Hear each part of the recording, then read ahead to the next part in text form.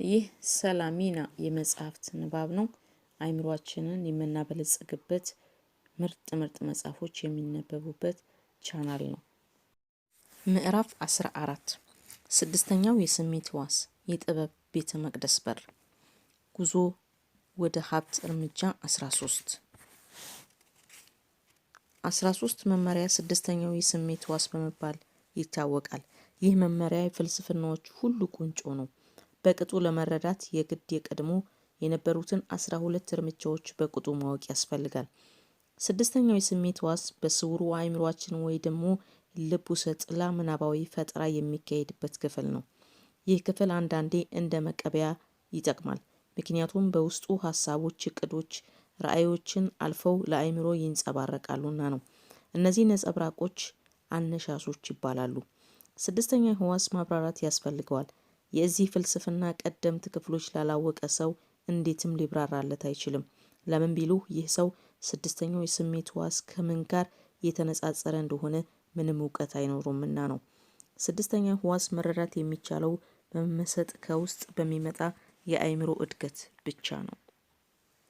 በዚህ መጽሐፍ የተገለጹትን መመሪያዎች ካጣጣምክ በኋላ አስገራሚ ይመስሉ የነበሩ ነገሮች እውነት መቀበል ትችላለህ። ለምሳሌ በስድስተኛው ሕዋስ አማካኝነት ሊመጡ ካሉ አደጋዎች ማስጠንቀቂያ ይሰጥሃል። እንድትጠነቀቅ፣ እድሎችንም እንዳያመልጡህ በተከሰቱበት ወቅት እንድትይዛቸው መልእክት ይተላለፍልሃል። ለስድስተኛው የስሜት ሕዋሳት መጎልበት ሊያግዝህና ሊታዘዝህ የጥበብ መቅደስን በር ሊከፈትልህ ጠባቂ መላእክት ወይም ውቃቢ አገኘህ ማለት ነው። የስድስተኛው የስሜት ሕዋስ ተአምራት። የዚህ መጽሐፍ ደራሲ የተአምር አማኝ ወይም ጠበቃ አይደለም። ለዚህ የአለማመኑ ምክንያት ሕግ ዝንፍ እንደማትል ለማወቅ የሚያስችል ስለ ተፈጥሮ በቂ ግንዛቤ ያለው መሆኑ ነው። ሆኖም አንዳንድ ሕጎች ፈጽሞ ለመረዳት አዳጋች በመሆናቸው ወይም ተአምር የምንለውን ነገር ይፈጥራሉ። ስድስተኛው የስሜት ሕዋሳት እስከ ዛሬ ከማውቃቸው ሁሉ ተአምር የቀረበ ነው። ደራሲው አንድ ኃይል የሁሉም ጅማሬ ጥበብ እያንዳንዱን ቅንጣት ነገር የሚፈቅድ እያንዳንዱን ደቂቃ ለሰው ግንዛቤ የሚሰጥ ኃይልን የሚያፈልቅ መኖሩን ባወቀ ቁጥር ይህ ኃይል አንዲት ቅንጣት ፍሬ ወደ ግራር ዛፍነት፣ ውሃ ቁልቁል የመሬት ስበትን ተከትሎ እንዲፈስ፣ ምሽት ብርሃንን እንዲከተል፣ በጋ ክረምትን እንዲከተልና እያንዳንዱ ጊዜና ቦታ ጠብቆ ከሌላው ጋር እየተስማማ እንዲኖር ማድረጉን አወቀ። ይህ እውቀት ምናልባት ከእነዚህ ፍልስፍና መመሪያዎች ሁሉ ምኞትን ወደሚጨበጥ ነገር ለመለወጥ የግድ አስፈላጊ ይሆናል። ደራሲው ይህን እውቀት አለው፣ መርምሮታል፣ ሞክሮታል። ደረጃ በደረጃ በተከታታይ ባሉ ምዕራፎች ዳብራችሁ ወደዚህ ወደ መጨረሻው መመሪያ ደርሳችኋል። እስካሁን የነበረውን መመሪያዎች በሙሉ አንድ በአንድ አብጠጥራችሁ ተረድታችሁ ከሆነ አሁን የሚቀርብላችሁን ግዙፍ ሀሳብ ወይም ጥያቄ ያለምንም መጠራጠር ለመቀበል ተዘጋጅታችኋል። የቀደሙትን በደንብ ተረድታችሁ ካልሆነ አሁን የሚቀርብላችሁን ሀሳቦች እውነት ይሁን ፈጠራ ከመወሰናችሁ በፊት በቅርቡ ልትረዷቸው መሞከር ይገባችኋል። የጀግና አምላኪ ዕድሜ ላይ በነበሩ ጊዜ ራሱን እነዛን የማደንቃቸውን ጀግኖች ለማድነቅ እነርሱን ለመምሰል ስጣጣር አገኘሁት። ከዚህም የተረዳሁት እነዚህ ጣዖቶች ለመምሰል የምጥርበት እምነት በጥሩ ሁኔታ ጥረቴን እንዳስብ አቅም ሰጥቶኝ እንደነበር ነው። ታላላቅ ሰዎች የሕይወትህን ቅርጽ ይስጡ። ከልምድ እንደተማርኩት ጀግና ከመሆን ቀጥሎ ያለው በጣም ትልቁ ነገር ጀግኖችን በስሜት በድርጊትም በተቻለ መጠን አመሳስሎ መቅዳት ነው። ለህትመት አንዲት መስመር መጽሐፍ ከመጀመሪያ ረጅም ጊዜ በፊት ወይም በአደባባይ ለመናገር ከማሰቤ በፊት በጣም የማደንቃቸው 9 ሰዎችን በመኮረጅ እኔነቴን ቅርጽ ልሰጠው ሞከርኩኝ። እነዚህ 9 ሰዎች ኤመርሰን፣ ፔኒ፣ ኤዲሰን፣ ዳርዊን፣ ሊንከን፣ በርባክ፣ ናፖሊዮን፣ ፎርድ እና ካርሊንግ ናቸው። በየምሽቱ ለረጅም ጊዜ ከእነዚህ ሰዎች ጋር ምክክር አደርግ ነበረ። እናም ስውር አማካሪዎቼ ብያቸው ነበረ። አካሄዱ እንዲህ ነበረ። ልክ ከማንቀላፋቴ በፊት ማታ አይኖቼን እጨፍንና በምናቤ አያቸዋለሁ። እነዚህ 9 ሰዎች በጠረጴዛ ዙሪያ ከኔ ጋር ይቀመጣሉ። እዚህ ጋር ነው አብሬያቸው የመቀመጥ እድል ብቻ ሳይሆን ያገኘሁት ስብሰባውን የመምራት እድልም ነበረ። ስለዚህ ስብሰባውን እቆጣጠረዋለሁ። ይህን የምሽት ስብሰባ በምናቤ ሳስገባ ቁርጥ ያለ ዓላማ ነበረኝ። ይህም ምንድነው? የራሴን ባህሪ እንደገና መፍጠር ነው። ስለሆነም ይህ አዲስ ባህሪ የነዚህ ሀሳባዊ አማካሪዎች ድብቅ ይሆናል ማለት ነው። ገና በልጅነቴ እንዳደግኩበት ድንቁርናና አጉል እምነት በሞላበት ሁኔታ የመወለድን አካል ማሸነፍ እንዳለብኝ በመረዳት ራሴን በፈቃደኝነት ከላይ በገለጽኩት ዘዴ መሰረት እንደገና ለመወለድ ወሰንኩ። ከራስ ጋር መመካከር፣ ባህሪን መቅረጽ። ሰዎች ሁሉ የሆኑትን መሪ ወይም ዋና ብለው በሚያስቡበት ሰዓት ተጽዕኖ እንደሆነ አውቃለሁ። አንድ ሀያል ምኞት ሰውን የሚያሳካበትን መንገድ እንዲፈልግ እንደሚያስገድደው አውቃለሁ። ከራስ ጋር መመካከር ግለ ባህሪን ለመቅረጽ አስፈላጊ እንደሆነ እንዲያውም ብቸኛው መመሪያ እንደሆነ አውቃለሁ። በዚህ የአእምሮ አሰራር መመሪያ በመጠኑ ቢሆን ራሴን ለመቅረጽ አስፈላጊ መሳሪያዎችን ታጥቄ ነበረ።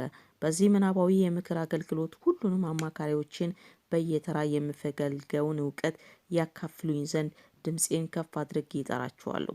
እንዲህ እላለሁ፣ ካንተ መማር የምፈልገው ልዩ የሆነውን ተፈጥሮ የተረዳህበትን መንገድ ነው። ይህ ከሌሎች ህይወትህን ልዩ አድርጓታል። የምጠይቅህን ሁሉ ችሎታ ለማዳበርና የተፈጥሮ ህግን ለመረዳት የተጠቀምኩበትን ስነ ልቦናዊ ጥረት ለማወቅ ነው። ሚስተር ባንክ፣ አንተን የምጠይቅህ ይህንኑ አይነት ጥያቄ ነው። ምን አይነት ልዩ እውቀት ነው ከተፈጥሮ ጋር ተዋህደህ መኖር ያስቻለ?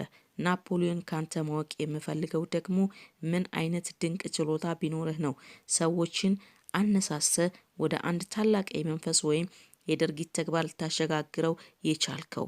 በተጨማሪም ካንተ ልወስደው የምፈልገው መንፈስ እነኚህን ሰዎች እንዴት አድርገህ ጽኑ የሆነ እምነት እንዲኖራቸው ያደረክበትን ነው።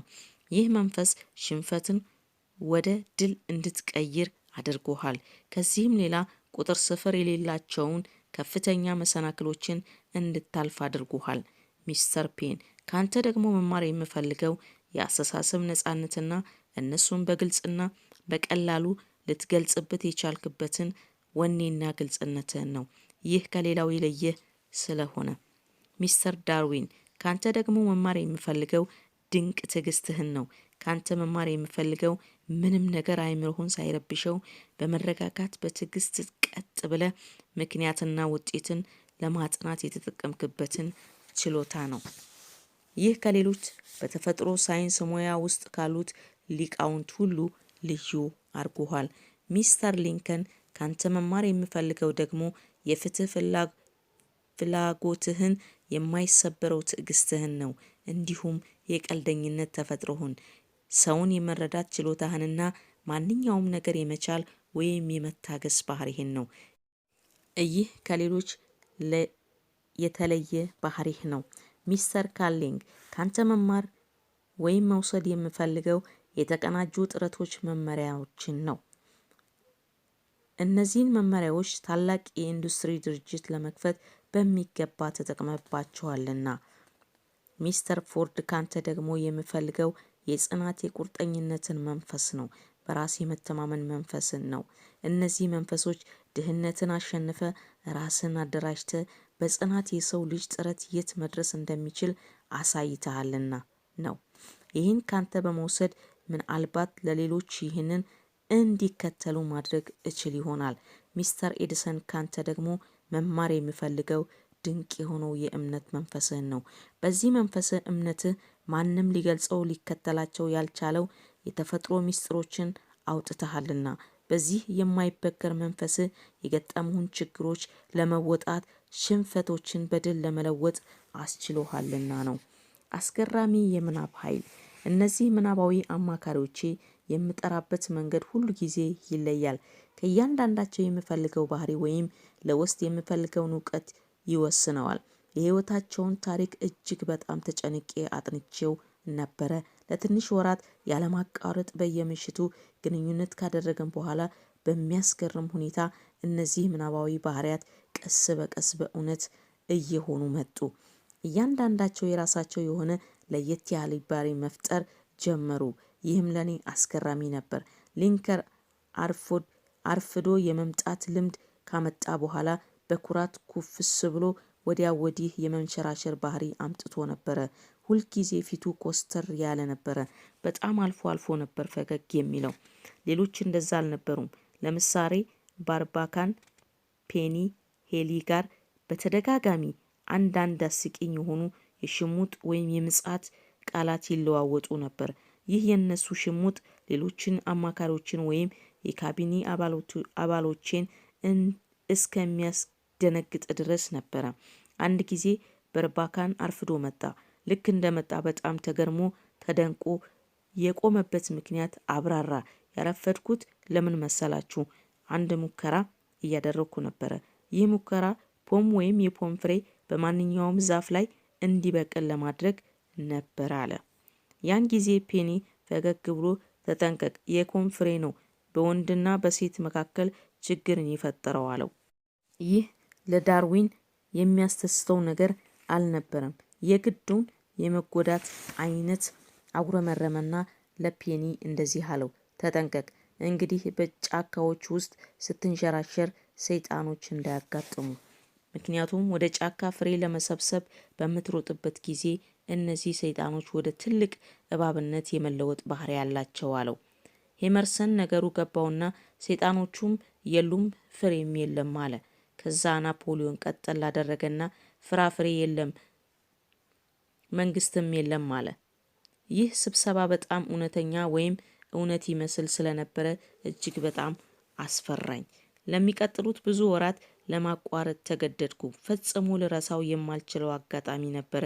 በዚህ ሁኔታ ከቀጠልኩ ይህ ስብሰባ ፍጹም ምናባዊ ነው የሚለው ነገር ከአእምሮዬ ሊጠፋና ምናባዊ እውነተኛ ስብሰባ ነው ብዬ ላምን እችል ይሆናል። ይህንን ዜና አሁን ስናገር ለመጀመሪያ ጊዜ ነው።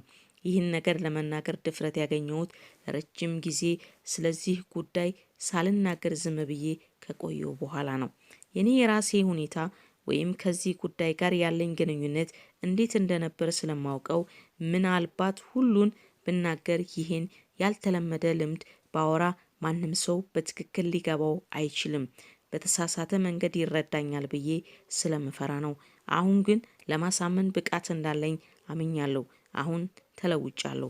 ምክንያቱም ያን ጊዜ ከነበረኝ ወይም ያን ጊዜ ስለ ሰዎች ምን ይሉኛል ይችላል ብዬ ከማሰብ የተለየ ሰው ሆኛለሁ።